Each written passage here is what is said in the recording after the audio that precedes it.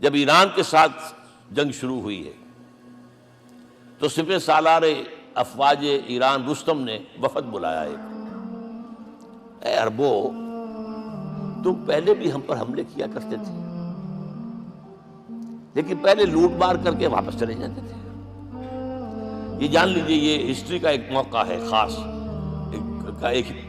کہ ایک settled civilisations ہوتی ہیں اور ایک وہ جو رہتے ہیں سطح مرتفع پر، وہاں پانی نہیں ہوتا، وہ فصل کہاں سے آ جائے گی، یا ریگستان میں جو وہاں بستے ہیں وہ کیا کرتے ہیں، وہ وقتاً فوقتاً جاتے ہیں، جھپٹا مارتے ہیں، لوٹ مار کرتے ہیں، لے کر وہاں سے دولت آتے ہیں، اسی پر ان کی گزارا تھا۔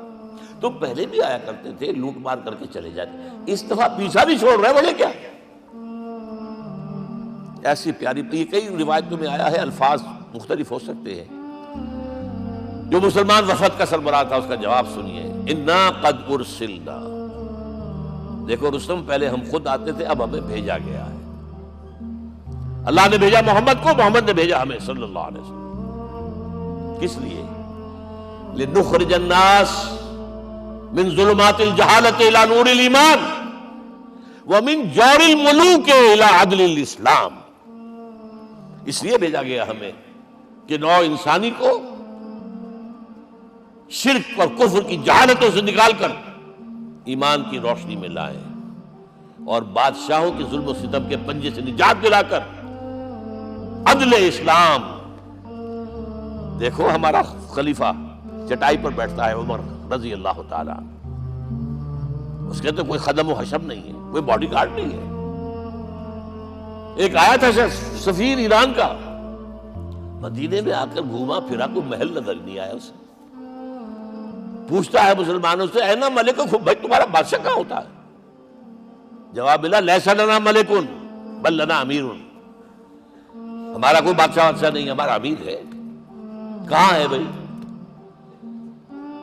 ہمارے بیت المال کے کچھ اونٹ گم ہو گئے تھے کہ بھائی ملے نہیں، ہمارا خلیفہ تلاش کرنے گیا۔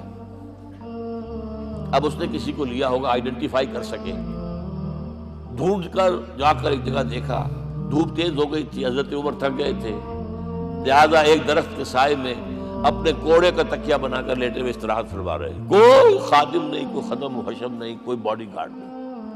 اس وقت وہ کھڑے ہو کر کہتا ہے عمر تم عدل کرتے ہو، تمہیں کوئی خوف نہیں ہے، ہمارے بادشاہ ظلم کرتے ہیں، لوگوں کا خون پیتے ہیں، انہیں ہر وقت ڈر رہتا ہے، انہیں اونچی اونچی فصیلیں چاہیے، انہیں باڈی گارڈ چاہیے، انہیں حفاظتی دستے چاہیے۔ یہ مثال پیش کی ہے نا، یہ کوئی فیری ٹیلز تو نہیں ہے، یہ تو آج کی تاریخ ہے، 1400 برس پرانی تاریخ ہے بھائی، کوئی پرانی نہیں ہے، کوئی 10,000 سال پرانی بات نہیں ہے۔ اور وہی عمر ہے، انہیں بلایا گیا ہے بیت المقدس، وہاں جو مسلمانوں کا محاصرہ تھا وہ طول کھینچ گیا، فصیل بہت اونچی مضبوط، اور اندر ہر طرح کا رسد بھی موجود ہے، راشن بھی ہے، پانی بھی ہے، عیسائیوں کا قبضہ تھا۔ عیسائی پادری آئے فصیل پر، مسلمانوں تم اگر قیامت تک بھی یہاں پڑے رہے محاصرہ کر کے، یہ کبھی فتح نہیں ہوگا شہر، ہاں یہ فتح ہونا ہے، ہماری کتابوں میں ہے، لیکن ایک درویش بادشاہ کے ہاتھوں فتح ہوگا، تمہارے اندر ہمیں وہ درویشی نظر نہیں آ رہی۔ وہ چونکہ کچھ عرصہ ہو گیا تھا، شام میں پہنچ گئے تھے، خربوزے کو دیکھ کے خربوزہ رنگ پکڑتا ہے، اچھا لباس پہننا شروع کر دیا، اور وہاں تھے امین هذه الامہ ابو عبیدہ بن الجراح رضی اللہ تعالی عنہ، یکی عشرہ مبشرہ، ان کا فوراً کلک کیا، یہ بادشاہ مدینے میں بیٹھا ہوا تو ہے۔ یہاں سے ریکویسٹ کی گئی ہے آپ تشریف لائیے، اب 700 میل کا سفر ہے، کوئی ذاتی سفر نہیں، کسی بیٹے کے کنووکیشن میں کے لیے نہیں گئے، کوئی انٹوریج نہیں ہے، کچھ نہیں، ایک اونٹ، ایک خادم، اور اسی اونٹ پر راستے کا راشن، لہذا ایک آدمی بیٹھ سکتا ہے۔ اب ایک منزل خلیفہ اوپر تشریف فرما ہے اور خادم مہار پکڑ کر آگے چل رہا ہے، اگلی منزل خادم اوپر بیٹھا ہے اور خلیفہ مہار پکڑ کے آگے چل رہا ہے۔ جب آخری منزل آئی ہے تو باری ہو گئی اس خادم کی، اس نے ہاتھ جوڑ دیے، خدا کے لیے لوگ دیکھیں گے، مجھے ماریں گے، تمہیں شرم نہیں آئی؟ خلیفۃ المسلمین جو ہے وہ آگے آگے تمہارے چل رہے تھے، تم براجمان تھے۔ حضرت عمر نے ڈانٹ پلائی، اب دوڑو دوڑو، نہیں، باری تمہاری ہے۔ وہ بیٹھا ہوا اوپر، حضرت عمر منکیل پکڑ کر آ رہے ہیں، اور بیچ میں کہیں کیچڑ آ گیا تھا، جوتیاں بھی ہاتھ میں پکڑی ہوئی ہیں۔ اب وہاں آتے ہی انہیں لے جایا گیا فصیل کے سامنے، انہوں نے اوپر سے اپنی کتابیں دیکھی، ہاں یہی ہے درویش بادشاہ، یہ فتح نہیں ہوا تھا یروشلم، یہ ایک صلح کے طور پر انہوں نے دیا ہے، کھول دیا، آ جاؤ۔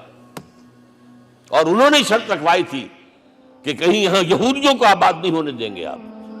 حضرت عمر نے اتنی رعایت کی تھی یہودیوں کے لیے کہ وہ یہاں آئیں، اپنے مقدس مقامات کی زیارت کر کے جا سکتے ہیں، لیکن یہاں سیٹل نہیں ہو سکتے، اس لیے وعدہ تھا۔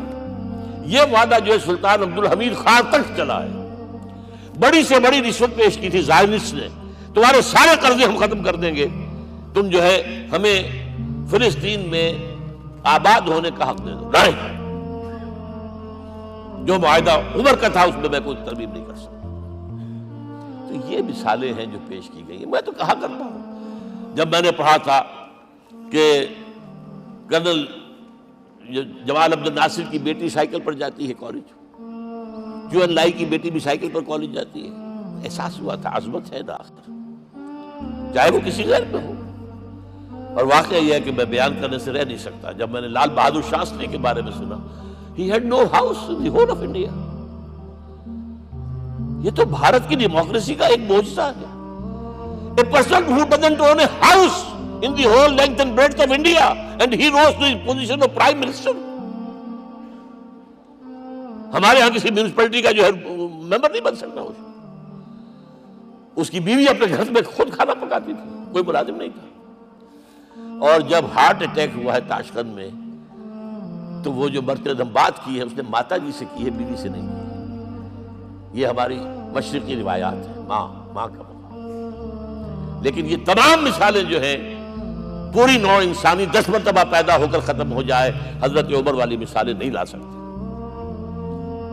رات کو گشت کر رہے ہیں، ایک جگہ سے رونے کی آواز آئی، معلوم ہوا کہ بچے ہیں، بھوکے ہیں، رو رہے ہیں۔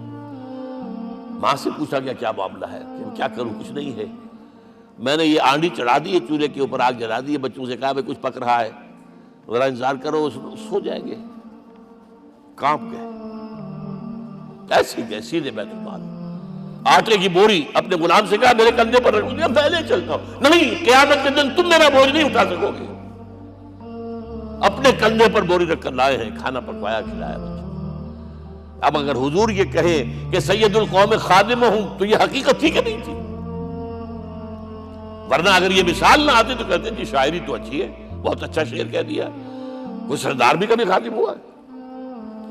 اب یہ ہے کہ یہ نظام دنیا میں، بس آخری بات پہ میں آ گیا ہوں، یہ خوشخبریاں میں آپ کے ساتھ یہ تحفہ لے کر آیا، یہ پڑھیے کہ نظام دوبارہ آنا ہے۔ محمد کی پیشین گوئی غلط نہیں ہو سکتی، وہ صادق المصدوق صلی اللہ علیہ وسلم۔ اگرچہ ابھی ہمیں اور سزائیں ملنی ہیں، اور سخت سے سختر سزائیں آنی ہیں۔ ابھی آرمگڈون سر پر تنی ہوئی ہے، کھڑی ہوئی ہے، ملحمۃ العظمیٰ جسے حدیث میں کہا گیا۔ آرمگڈون پتہ نہیں آپ نے کبھی سنا ہے کہ نہیں سنا ہے؟ یہ بائبل کی آخری کتاب جو ریولیشن جان ہے، اس میں ہے کہ ایک بہت بڑی جنگ ہوگی، گریٹر اسرائیل بنانے کے لیے بہت بڑی جنگ ہوگی، and you said the stage has been set for that۔ NATO تیار اسی کے لیے ہو رہا ہے دوبارہ۔ کس لیے؟ نیٹو چیف سے پوچھا گیا تھا کہ تمہارا دشمن جو تھا USSR تو ختم ہوا، گھٹنوں کے بل پڑا ہوا ہے، اب کس کے لیے اس کو ایکسٹینڈ کر رہے ہو اور آرگنائز کر رہے ہو؟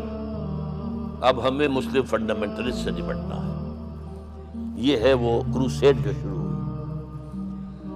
یہودی اور عیسائی نیو کنزرویٹوز، نیو کونس، یہ دونوں جڑے ہوئے ہیں، ایک 5 پوائنٹ ایجنڈا ہے ان کا، جس پر دونوں کا اتفاق ہے۔ تو ابھی ہم پر بڑے برے وقت آنے ہیں، ہمیں سزائیں ابھی اور ملنی ہیں، لیکن tables will be turned۔ دنیا میں اللہ کا دین قائم ہوگا، چاہے ابھی اور اپس اینڈ ڈاؤنز آئیں گے، لیکن ہوگا، لیکن ہوگی، وہ وقت آئے گا اللہ کا دین قائم ہوگا پوری دنیا میں۔ ایک حدیث میں آپ کو سنانے چلا تھا، حضرت ثوبان سے رضی اللہ تعالیٰ عنہ، مسلم شریف کی روایت ہے۔ حضور نے فرمایا ان اللہ زوالی الارض، اللہ نے میرے لیے پوری زمین کو لپیٹ دیا۔ فرائیت مشارقہا و مغاربہا، میں نے اس کے سارے مشرق دیکھ لیے، سارے مغرب دیکھ لیے۔ وَإِنَّ أُمَّتِي سَيَبْلُغُ مُلْكُهَا مَا زُوِّئَ لِي مِنْهَا، میری امت کی حکومت ان تمام علاقوں پر قائم ہو کر رہے گی جو اللہ نے زمین کو لپیٹ کر مجھے دکھا دی ہے. یہ ہونا ہے. And that is going to be the end of this world. Armageddon بھی آ جائے گی پہلے, ملحمت العظمیٰ بھی آئے گا, سزائیں بھی ملیں گی, بالآخر وہ ہوگا. لیکن آخری بات, میرے اور آپ کے لیے مسئلہ لمحہ فکریہ کیا ہے؟ میں اور آپ کہاں کھڑے ہیں؟ Are we on the side of Allah or on the side of America? بہرحال یہ تو جو اپس اینڈ ڈاؤنز آنے ہیں, میرے اور آپ میں سے ہر شخص کے سوچنے کی بات یہ ہے, یہ تو انقلاب تو آئے گا, حضور کے ذریعے سے آیا, کچھ لوگ حضور کے ساتھی بن گئے, ان کی دنیا بن گئی, آخرت بن گئی, قیامت میں کے بعد جو کچھ ملنا ہے اللہ تعالیٰ روح و ریحان و جنت النعیم. کچھ رہ گئے کہ چاہے سگا چچا تھا محروم رہ گئے, ابو لہب. آج بھی یہ قافلہ ادھر چل رہا ہے. اقبال نے بالکل ٹھیک کہا ہے کہ دنیا کو ہے پھر مار کا روح و بدن پیش, تہذیب نے پھر اپنے درندوں کو ابھارا, اللہ کو پابر دیے مومن پہ بھروسہ, ابلیس کو یورپ کی مشینوں کا سہارا. اور صحیح کہا ہے, آخری بات جو کہہ رہا ہوں, ایک نقطہ میرا رہ گیا ہے, وَاتَّبَعُوا النُّورَ الَّذِي أُنزِلَ مَعَهُ, چوتھی بات, اور یہ کہ وہ لوگ جو اس نور کا اتباع کریں گے کہ جو ان کے ساتھ نازل کے قرآن, اس لیے کہ قرآن ہی ذریعہ ہے, آلہ انقلاب ہے.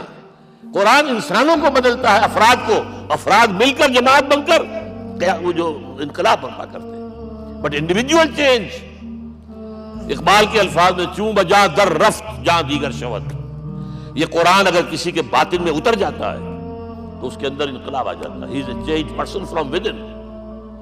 وَاتَّبَعُوا النُّورَ الَّذِي أُنزِلَ مَعَهُ. لیکن آخری دور کے بارے میں یہ چند اشعار سنا رہا ہوں. شب گریزاں ہوگی آخر جلوہ خورشید سے, یہ چمن معمور ہوگا نغمہ توحید سے, ہو کر رہے گا. اور پھر دلوں کو یاد آ جائے گا پیغام سجود, پھر جبیں خاک حرم سے آشنا ہو